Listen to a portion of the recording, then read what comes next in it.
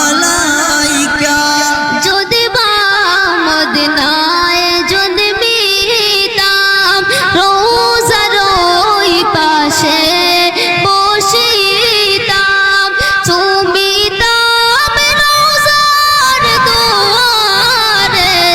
জনমের আশা অন্তরে ইয়া নবী সালাম আলাইকা ইয়া রাসূল সালাম আলাইকা ইয়া হাবিব সালাম আলাইকা সালাম কুল্লালাইকা ইয়া রব্বি সাল্লি ওয়া সাল্লিম দাইমান আবাদা আলা নবিকা